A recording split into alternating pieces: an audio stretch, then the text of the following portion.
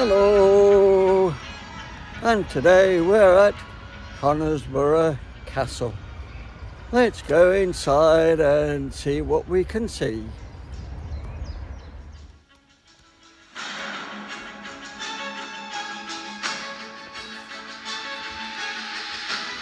CONISBROUGH Castle came about by William the Conqueror after he won the Battle of Hastings in 1066. He decided to build a variety of castles across the country to protect against invaders. And so it was 1080, the first record of CONISBROUGH is found, when William the Conqueror gave CONISBROUGh to William de Warenne.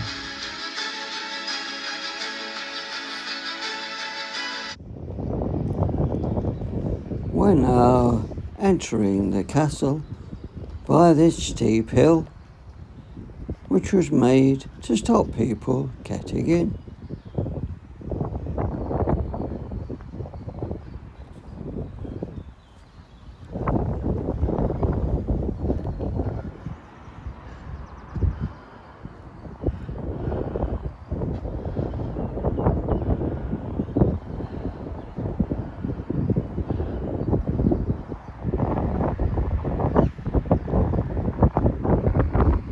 And here we have the keep, which is unfortunately the only piece that is left standing.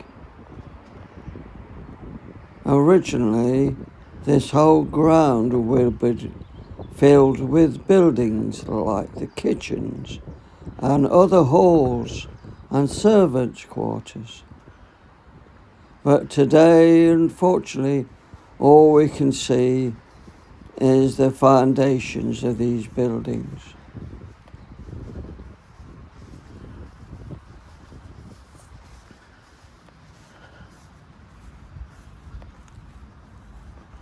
As we move over to this hole in the wall,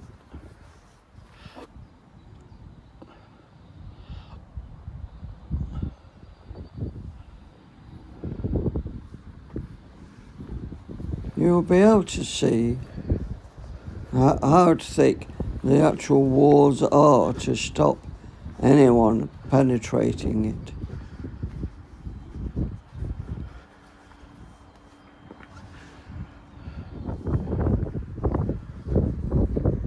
Here we find the smallest room in the castle.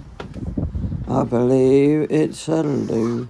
There's a hole in the ground, and anything will go out from here and out through a channel at the bottom of the castle. At least they had a nice view.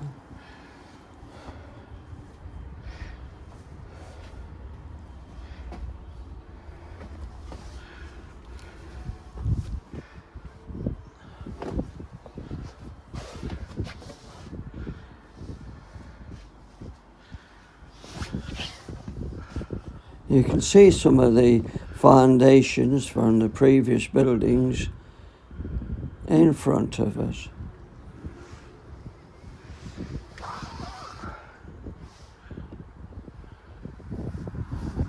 Now we're moving to the keep. It was built in the 11th century and lined with limestone that was quarried locally. There's 3 levels to this keep. There is the first level for servants, which is in pitch black and was used for drawing water from a well.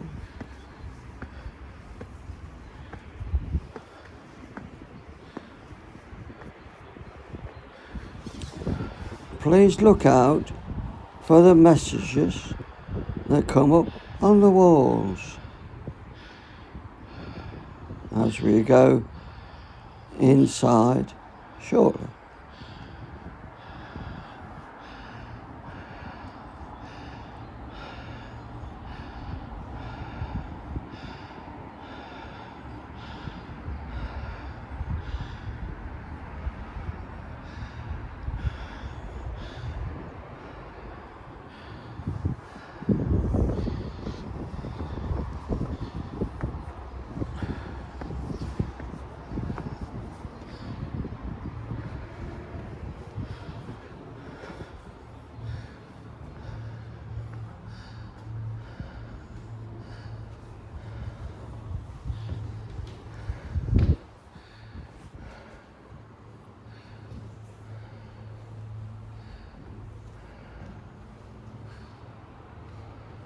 The 15th of June, 1176 AD.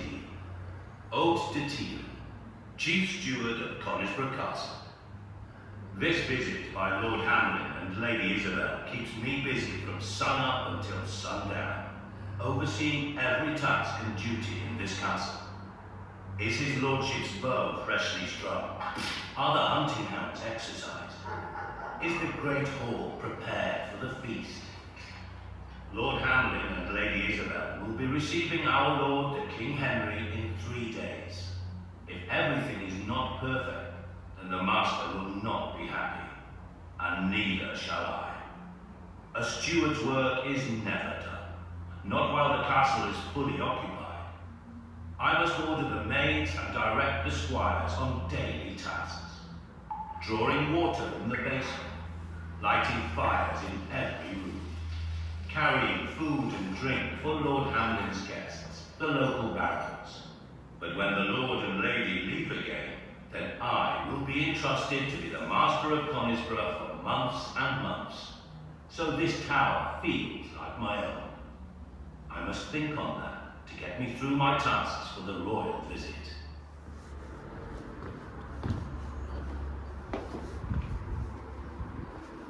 We now moved up the steps to the next floor, which is the Grand Hall.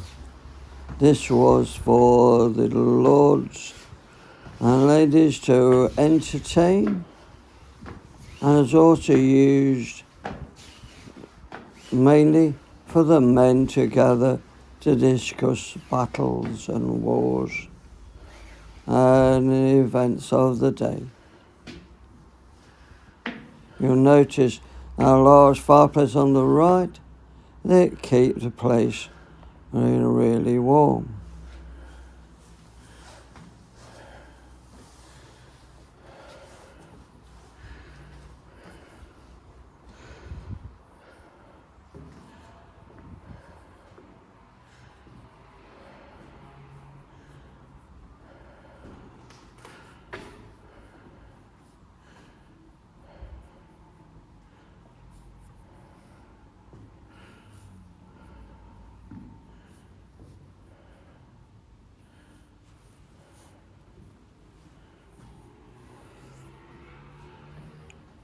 Hamlin, Lord of Conisbrough Castle, half-brother to King Henry II.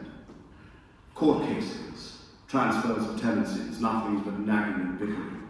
Why must my time be wasted on quarrels over land, goods, and peasants? This job would be better carried out by my wife. But I must deal with these duties before my Lord the King Henry arrives. By day we shall hunt deer. By night we will enjoy the company of my fellow barons and feast on fresh meat. But first, I must meet my tenants. They will see that, even though I am often away, I still hold power over my lands, and over them too. This castle acts as a constant reminder of that authority. It shames those common Norman strongholds with their rectangular keeps. Back at home, in France, round or multi-cornered towers are the height of fashion. The King of France has one, the Counts of Champagne. My brother, the King, has built his own in Orford. Imagine his reaction when he sees this one. It will add to the good impression I have already made. supporting the king's battles against his rebellious sons. Have I done enough to gain favour? A worthy prize would be a royal charter, so that Conisbrough town is permitted to hold a written market. That would raise my reputation and bring in money. First, I have all this business to deal with, and then we shall see.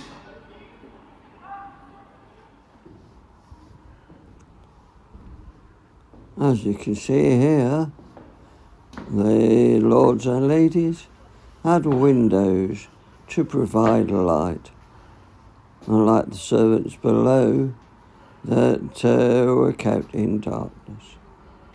These give beautiful views.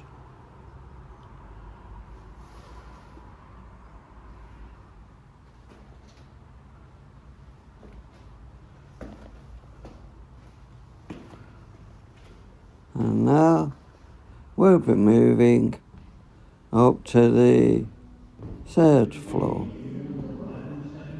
This is an area kept for the ladies to meet and chat and talk. One guide that we had said that the ladies were kept upstairs in another room, allowing the men downstairs to get on with the events of the day and to plan the battles.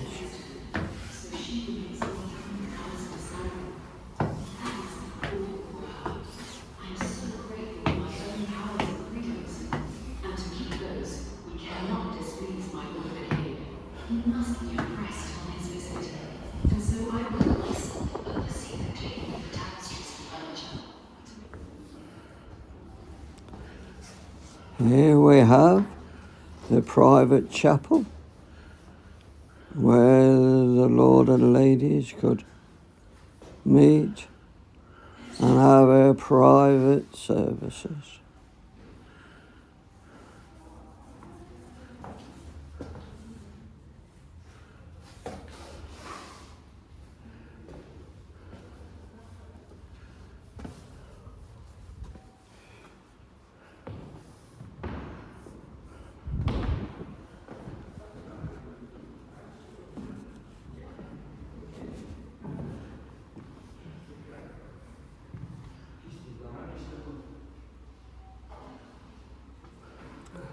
They also had windows to provide natural light. Lady Isabel de Warren, Countess of Surrey. In just 3 days, my lord the king will arrive. As the lady of the castle, his visit places many demands on me. But until then, I plan to enjoy my own interests. Playing my stringed instrument here in my chamber. Flying my hunting ball from the riverbanks until we are both weary. Embroidering and talking about courtly matters with my ladies in waiting.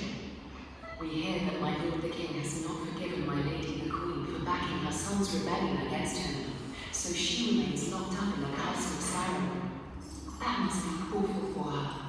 I am so grateful for my own powers and freedoms. And to keep those, we cannot displease my lord the king. He must be impressed on his visit. And so I will myself oversee the cleaning of the tapestries and furniture, to make them look bright and colourful for the royal visit.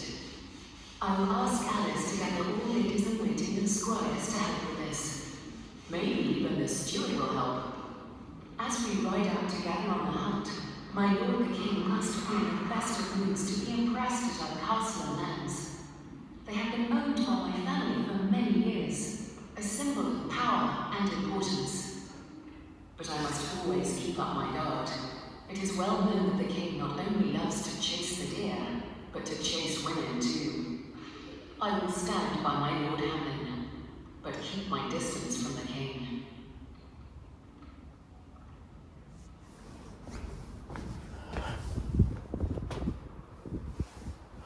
And now we move up some more stairs to the roof.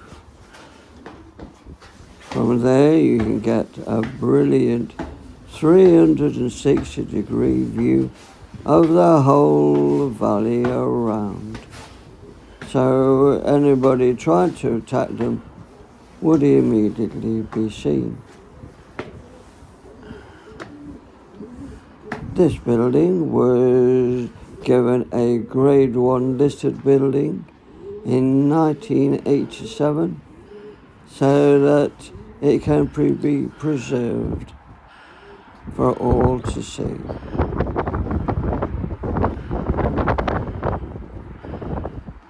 It's quite a good representation of what he was like back in the 15th century, because the castle was declared derelict in the 15th century and so did not take any part in the English Civil War of the 17th century. So what was here has been preserved in time to give us this view now.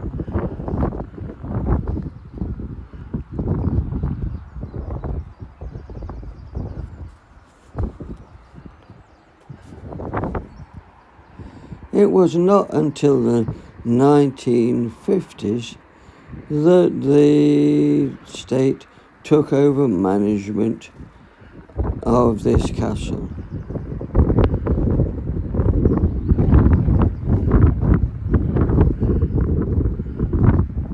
But it was regarded as too unstable to be open to the public.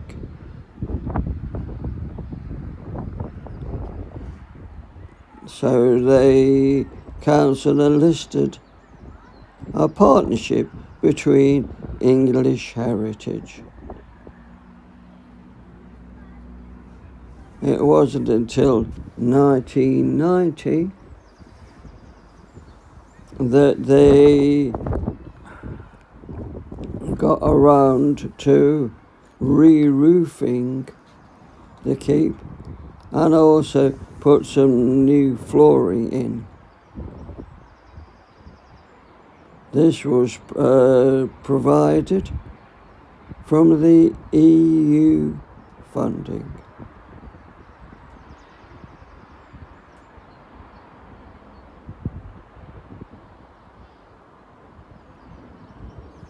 Surprisingly, it wasn't until 2008 the English heritage took full control of this building and now keep this preserved for us all to come and visit.